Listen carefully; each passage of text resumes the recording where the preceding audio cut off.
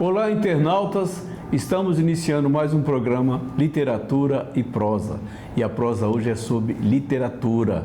Para isso eu estou aqui com Henrique Chagas, escritor. Muito obrigado pela sua presença, Henrique, aqui na TV Relacionamento.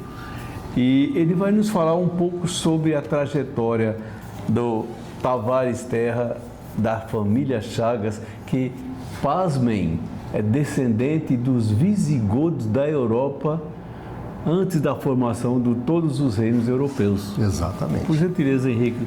É um prazer enorme estar aqui conversando contigo. Muito eu agradeço obrigado, a oportunidade. É todo nosso. Então, nós estamos falando desse livro que eu acabei de escrever. Esse livro não foi lançado ainda, ele vai ser lançado a semana que vem. Não foi ainda? Não, está saindo da gráfica e eu estou já trabalhando nele. Que maravilha.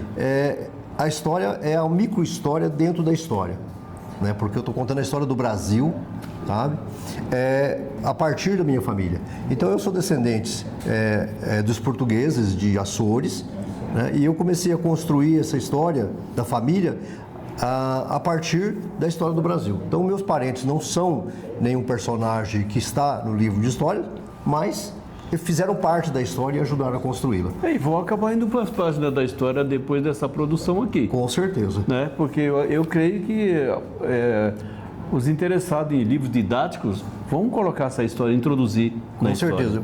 Por quê? Porque aqui, ó, eu coloquei, já na capa, eu coloquei uma foto do meu avô, que é descendente dos Tavares Terras, e uma onça pintada. Por quê? Porque eu nasci no bairro da Onça Pintada. Sim. Porque meu avô chegou lá no meio do mato e matou uma onça e botou o nome de Rei da Onça, que é aqui no interior de São Paulo. É uma jaguatirica, né? Que retrata bem o sertão, né? O sertão, bem sertanejo. Então, ali aqui no oeste de São Paulo, então, quem não é descendente de alguma comunidade estrangeira, que chegou agora no século passado, é descendente de português, de mineiro, porque os mineiros que vieram do sul de Minas para desbravar o sertão. Desbravar o sertão, foi. Com o Zé Teodoro, porque ali aquela região do oeste de São Paulo era uma região intocada. Ali havia índios, guaranis, caiuás, coroados. Considerados perigosos, né? Porque... Perigosíssimos. Ninguém entrava ali. Não, chegava lá fechado mesmo. Mata fechada. E aí os meus parentes, que eram gente boa pra caramba, saíram lá de Minas Gerais e vieram, segundo a lenda, 1000 homens. E é lenda, né? 1000 homens é lenda.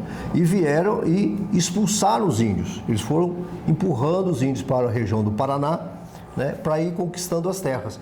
E à medida que eles iam conquistando a terra, eles iam vendendo a terra. Eles não eram donos. Eles chegavam tomaram a terra, né? Eles tomaram a terra. Só uma perguntinha. Essas tribos que existiam nesse período, existia alguma antropofagia nesse pessoal? Alguma tribo que era canibal? Não tenho. Não tem relato, não, né? Não tem relato, eu não conheço nenhum relato dessas tribos dali do interior, né? E eram tribos também que tinham muito contato com as tribos do norte do Paraná.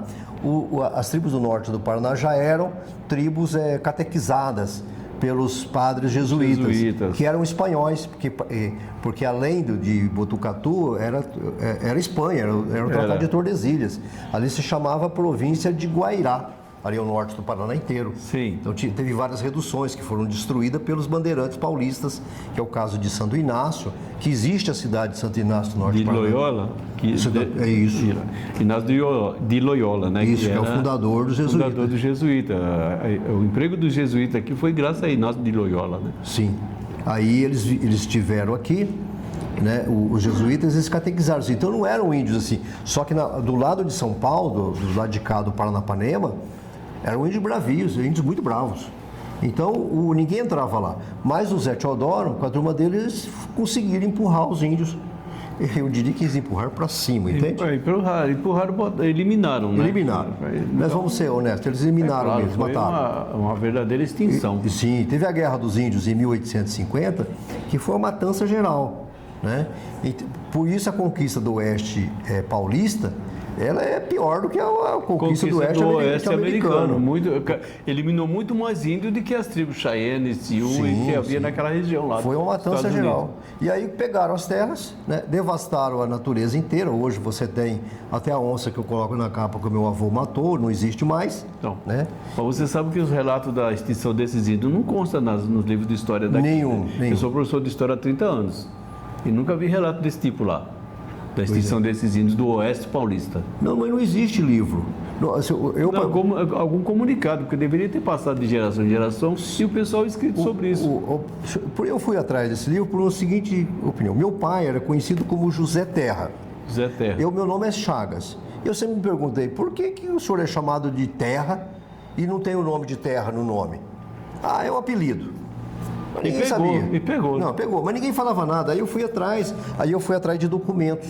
Sim. Eu peguei a certidão de nascimento do meu avô, o batismo do meu bisavô, o batismo do meu tetravô, do pentavô, né? Todos os documentos que eu fui buscando e colecionando esses documentos para saber quem era filho de quem.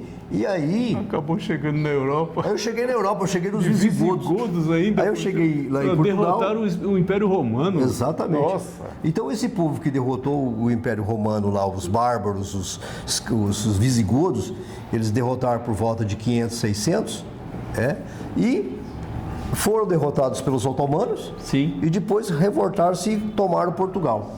E de Portugal eles formou a nação portuguesa, da qual eu sou descendente dos portugueses. É uma saga muito interessante isso daqui, né? É um livro atraente, isso aqui daria um filme, né? Na mão do Vicentino Gomes. Dá muito filme. Vicentino falou assim, Henrique, nós vamos fazer muito filme, porque olha, é muita história dentro da história. Por exemplo, tem tese, tem situações aqui que dá tese. Por exemplo, eu acabei de abrir aqui na Leagem da Quitéria. A Quitéria foi minha pentavó. A minha pentavó, ela teve 3 filhas. Ela colocou as 3 filhas para casar com 3 irmãos. Então, o meu pentavô casou-se com a Luísa. O Manuel Tavares Terra casou com a Luísa. Então, 3 irmãos casaram com 3 irmãs. Só que o meu ex-avô, que é o eu esqueci o nome dele. Dá para confundir mesmo, né? É muito nome. É muito nome. E muito distante também. Né? É o Manuel. Esse da Silva Passo, Manuel da Silva Passo, ele faleceu com 40 anos. E ela, morreu novo. E ela sogra de 3 filhas, de 3 genros. Ela pegou e casou com o irmão mais velho desses genros aqui. Olha só. Ela tinha esses irmãos, tinha mais um irmão sobrando aqui, o Vicente. Ela pegou e casou com ele e teve mais filhos. Nossa. Então, não era fraca não, né? Não. Vamos fazer uma família grande aqui. Não, a família era bastante grande. Então você vê que só essa história da questão do unifamílias em Minas Gerais, sim, não é só a questão de amor, de nada, é questão patrimonial, é questão de dinheiro, é questão de herança, de interesse. Eu puxei o inventário do Manuel Tavares Terras, que é meu tetravô. E eu fui lá ver a herança que ele deixou para os filhos. Ele não deixou terra. A terra que não valia nada. Porque tomou conta de tanto espaço. Tinha. Ele deixou ouro, ele deixou espingarda banhada a ouro, ele deixou tacho de cobre, que era muito valoroso. Mas não deixou de morar. Não deixou os caras morar. Agora, você teve um trabalho bem árduo em pesquisar tudo isso. Árduo que eu falo assim, que foi demorado, né? Pesquisar todo esse material para a produção desse livro aqui. Olha, durou uma pesquisa de 4 anos de eu imaginei que fosse mais ou menos 4 isso. Anos. Depois da pandemia, eu comecei a pesquisar. Agora, tem uma facilidade. Por conta que é um livro genealógico, né? A igreja dos Mormons, nos últimos dias, ela tem um banco de dados imenso, tanto no Brasil quanto no exterior, no mundo inteiro, em que ela traça, ela digitalizou todos os cartórios de todas as igrejas, todas as filiações, casamentos e documentos, ela tem nos arquivos dela, lá em Utah, no centro de dados deles lá, Estados Unidos, que ela está gravada. Então a gente consegue pesquisar. E eu pesquisei as filiações, os parentescos de cada um, casamento, nascimento e falecimento, nos bancos de dados da Igreja dos Mormons. Então, por isso é que Joseph Smith. Isso, exatamente. Que ele seja profeta não, mas ele tem esse banco de dados. Então eu tenho um agradecimento muito grande. Fantástico, né? Muito grande. Nossa, muito grande. E você disse que não está. Onde é que esse pessoal vai encontrar esse livro? Aí eu vou colocar no Instagram, na internet para vender. O Instagram é henrique.digital, né?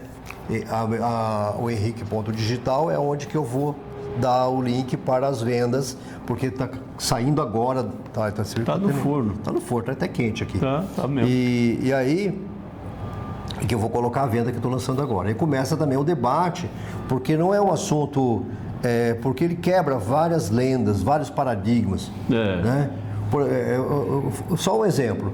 O meu avô, se dizia que meu avô faleceu com 86 anos. Então está lá escrito na certidão de óbito que eu coloquei. Falecido com 86 anos, tal. Meu avô não tinha 86 anos. Ele tinha 66 quando ele morreu. Mas isso era normal naquele período, né? O pessoal errar muito data, mas errar 20 anos de data. É muita coisa. É muita coisa. O irmão dele morreu com 85, mas tinha 65. Mas por que se fazia isso?